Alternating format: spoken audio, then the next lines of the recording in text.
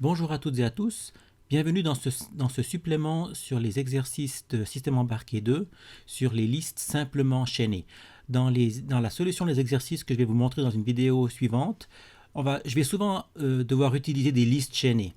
On va utiliser des listes chaînées pour, donc je vous rappelle, c'était pour l'exercice sur le micro-noyau. On avait des listes de threads, on avait des listes de sémaphores, on avait des listes de message queue. Et tous ces éléments, on les a implémentés avec des listes simplement enchaînées.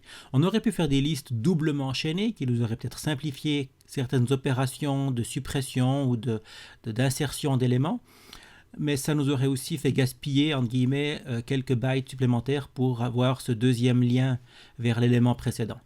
Et donc on a décidé de plutôt implémenter des listes simplement enchaînées et j'aimerais revoir avec vous les algorithmes en C qu'on peut utiliser pour gérer ces listes. La première opération est la plus simple, c'est comment est-ce que dans une liste simplement enchaînée, on peut insérer un élément au début d'une liste. Alors, si j'ai ici c'est le code, c'est ces deux lignes de code qui vont faire que on va prendre un nouvel élément, element, et on va l'insérer dans une liste. Donc les opérations à faire, c'est de dire que element next devient list. Donc ça veut dire que le nouvel élément que je viens de créer ici, je lui mets dans son champ next la valeur du pointeur que j'ai dans ma liste. Autrement dit, le next ici devient maintenant le début de la liste. C'est pour ça que j'insère mon élément au début de la liste. Donc element next égale à liste. Liste vaut nil parce que c'est pour l'instant une liste vide où ça vaut null ou 0. Donc je mets ici 0 dans mon pointeur next. Et la deuxième opération, c'est de dire que maintenant liste devient l'élément. Donc ça veut dire que je fais une assignation sur la variable liste de mon élément, qui est actuellement mon nouvel élément. Et ma liste maintenant contient un seul élément qui est l'élément que je viens de créer. Si je crée un deuxième élément maintenant, donc je vais créer mon nouvel élément ici. Et la première chose à faire selon l'algorithme, c'est de mettre son champ next à la valeur de liste. List, c'est un pointeur sur le premier élément de la liste. Donc maintenant, next devient aussi un pointeur sur le premier élément de la liste. La deuxième opération, c'est de modifier le pointeur liste pour ne plus le faire pointer sur la liste qu'il avait avant, mais de le faire pointer sur le nouvel élément. Donc liste pointe sur l'élément et on a avec ça inséré cet élément bleu au début de la liste. Si on prend un troisième élément maintenant, liste pointée sur l'élément bleu et on fait, je crée un nouvel élément, je lui mets son next à la valeur de la liste que j'avais avant, donc ça veut dire sur le premier élément de la liste, et liste pointe sur ce nouvel élément vert. J'ai maintenant un nouvel élément qui s'est rajouté dans ma liste et j'ai trois éléments. Donc on voit que comme ça, chaque fois que je fais ces opérations-là, je me rajoute un nouvel élément au début de la liste. C'est une opération extrêmement simple, extrêmement rapide, extrêmement performante aussi. Ça se fait en haut de 1. Je ne dois pas parcourir de liste pour l'insérer. C'est vitesse constante. Et si l'ordre n'est pas important dans lequel les éléments viennent dans ma liste, alors je vais préférer cette méthode-là. Mais ça peut être aussi des fois, on a des cas où l'ordre est important et on doit insérer un élément ou plutôt l'ajouter à la fin de la liste obligatoirement. On ne peut pas se permettre de le rajouter au début comme on a fait maintenant.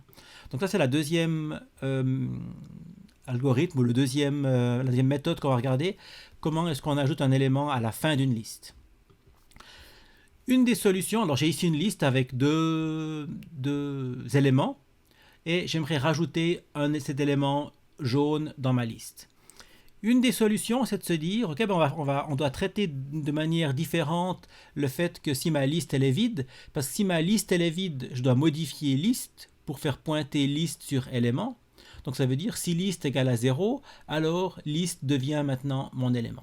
C'est un cas spécial que je dois traiter pour insérer le premier élément ou pour ajouter un premier élément à la fin de la liste. Sinon, alors ce que je vais faire, c'est que je vais avoir une variable t qui va aller sur le premier élément de la liste. Et tant que t.next n'est pas null, tant que t.next n'est pas 0, je prends le suivant. Jusqu'à ce que je trouve le dernier élément de ma liste dont le next est null. Dans ce cas-là, dès que j'ai trouvé le dernier élément avec le next qui est null, alors je peux mettre un pointeur ici et je peux lui dire que le tNext maintenant, c'est plus null, mais c'est mon nouvel élément. Et je vais avec ça créer une liste avec 3 éléments. Mais ce qui me gêne dans cet algorithme, c'est d'avoir ce test if list égale à null. Parce qu'on sait que si on ajoute souvent des éléments dans une liste, bah, ce test il va être vrai qu'une seule fois au début. Après, il sera plus vrai. Mais je vais quand même toujours devoir faire ce test. Et puis moi, ça m'embête de toujours devoir payer pour faire ce test alors que j'en ai vraiment pas besoin tout le temps. Et puis le code, il est un peu long. J'aimerais trouver une manière plus élégante de faire. Et là, on peut utiliser quelque chose qu'on peut utiliser que dans un langage comme C. Vous ne pourrez pas implémenter ce truc en Java. Mais l'idée, c'est d'employer un pointeur indirect. Ça veut dire que je vais avoir une variable ici, indirecte, qui n'est pas un pointeur sur un élément, mais qui est un pointeur sur un pointeur d'éléments. Donc le type de indirect, ça serait étoile, étoile, element, ou étoile, étoile, node. C'est un double pointeur. C'est un pointeur sur un pointeur. Et le code est donc le suivant, c'est que je commence par lui dire que le indirect est égal à l'adresse de liste. Donc ici, indirect, mon pointeur indirect, doublement indirect, va être un pointeur sur la liste.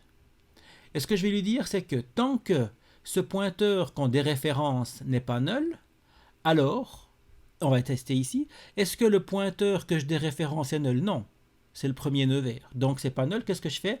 Je lui dis que indirect c'est égal à l'adresse de indirect next. Et c'est là le truc qui est intéressant, c'est que indirect ne pointe pas maintenant sur le nœud vert en entier, mais il pointe sur l'attribut next du nœud vert. Donc indirect pointe sur le pointeur vers le suivant.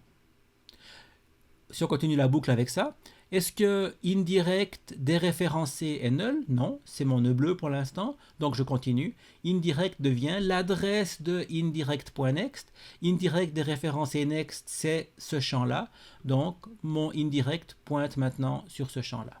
Et si je lui dis maintenant, ok, là on arrive à la fin de la boucle, indirect déréférencé c'est null maintenant, c'est 0, donc j'arrête ma boucle et que ce que je fais, c'est que je lui dis que la valeur pointée par indirect devient maintenant mon élément, donc ça veut dire que je vais mettre ici un pointeur vers mon élément. Et quand je vais supprimer ou quand le programme va enlever les variables temporaires, je vais avoir inséré mon élément next à la fin de la liste. Donc ça, on voit que ça fonctionne très bien. C'est en O de n parce qu'il faut que je parcours toute ma liste pour trouver le dernier élément. Cette boucle-là, elle va me coûter un petit peu, mais il n'y a plus de différenciation entre le premier élément, ou en fait le cas où liste est null, ou liste n'est pas null. Et le truc, c'est vraiment d'avoir ce pointeur qui pointe sur un pointeur. Est-ce qu'on peut faire uniquement avec un langage comme C? Si on prend l'exemple de qu'est-ce qui se passe si on avait une liste, si la liste elle est vide au début, pour montrer que ça fonctionne aussi, indirect pointe sur liste qui est un pointeur sur un nœud, mais il n'y en a pas pour l'instant qu'il est à null. Dans ma boucle, tant que indirect déréférencé n'est pas null, mais là alors je ne vais pas la faire du tout parce que indirect déréférencé c'est déjà 0, c'est déjà null, donc je n'ai pas fait ma boucle. Et qu'est-ce que je lui dis? Je lui dis la valeur pointée par indirect devient l'élément, donc la valeur pointée par indirect c'est là, devient l'élément, et j'ai créé mon premier élément de ma liste. Donc on voit que cet algorithme là fonctionne pour ajouter un élément à la fin d'une liste et de manière indépendante que la liste soit vide ou déjà avec des éléments à l'intérieur. Voilà pour l'ajout d'un élément à la fin. Maintenant, on a la partie de la suppression. Comment est-ce que je vais supprimer un élément dans ma liste? Et là aussi, on va utiliser cette histoire ou ce truc de double indirection pour supprimer un des éléments de la liste. Là, j'ai un exemple de code. Donc, ça, c'est le code qui va faire. Dans mon exemple, je suppose que élément, c'est un pointeur sur le nœud que je veux supprimer. Et je suppose qu'il existe et qu'il est vraiment bien dans ma liste. Si ce n'était pas le cas, alors il faudrait faire des choses, tester si on a trouvé la fin de la liste sans trouver l'élément. Mais là, dans mon exemple, je pars toujours du principe que élément pointe sur un des éléments de la liste et c'est l'élément que je veux supprimer. Donc je vais aussi avoir une variable indirect qui elle aussi est un pointeur sur un pointeur vers un nœud. Et au début, indirect pointe sur l'adresse de liste. Donc indirect c'est donc ou pointe sur liste. Indirect vaut l'adresse de liste. Donc indirect pointe sur la variable liste qui est un pointeur sur le premier élément. Et maintenant, dans le cas précédent, pour insérer à la fin, je testais si mon indirect déréférencé était égal à null pour trouver la fin.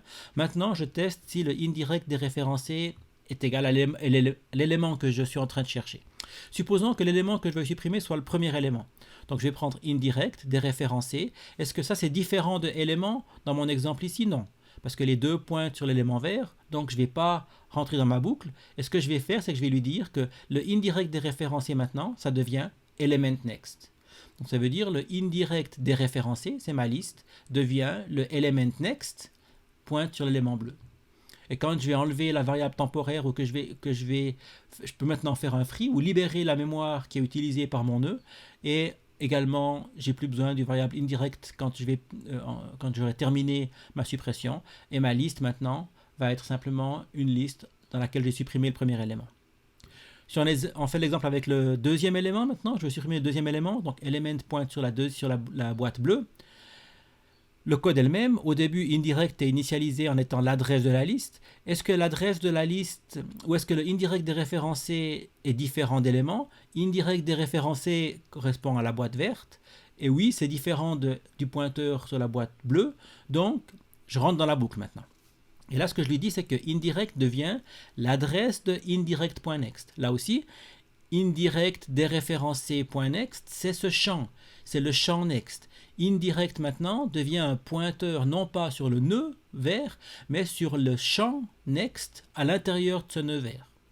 C'est un pointeur sur un pointeur et pas un pointeur sur un nœud. Donc il pointe sur next qui lui pointe sur l'élément bleu. Ok, on reste dans la boucle. Je vais retester. Est-ce que le indirect déréférencé est différent de l'élément? Indirect déréférencé, c'est la boîte bleue. Élément, c'est la boîte bleue. Donc non, c'est pas le cas. Donc maintenant, je sors de la boucle et je vais mettre la valeur de mon indirect, la valeur qui est référencée par indirect, je la mets à element next. Element next, ça correspond à l'élément jaune. Donc ici, dans le indirect déréférencé, je vais lui mettre un pointeur sur la boîte jaune. Et je peux faire un free, je peux libérer la mémoire de mon élément. Et je peux également enlever le indirect maintenant. Et j'ai avec ça supprimé le deuxième nœud que j'avais de la liste.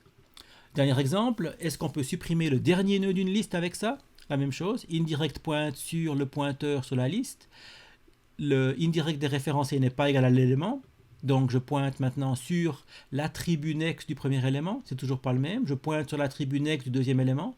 Maintenant, le indirect déréférencé est égal à l'élément, j'ai trouvé le dernier, donc je vais sortir de ma boucle et je vais simplement lui dire que indirect égale à element next. Element next c'est null, c'est la fin de la liste, c'est le dernier élément, donc je vais lui mettre ici le null. Pour lui signaler la fin de la liste, je peux faire un free de mon élément jaune et j'ai supprimé comme ça le dernier élément. Donc on voit que cet algorithme-là, il fonctionne également pour supprimer le dernier élément de la liste. Voilà, avec ça, c'est un petit rappel sur le traitement des listes simplement enchaînées en C. Et vous allez voir qu'on va abondamment utiliser cette technique dans la solution de l'exercice sur le microkernel. Merci pour votre attention et à bientôt.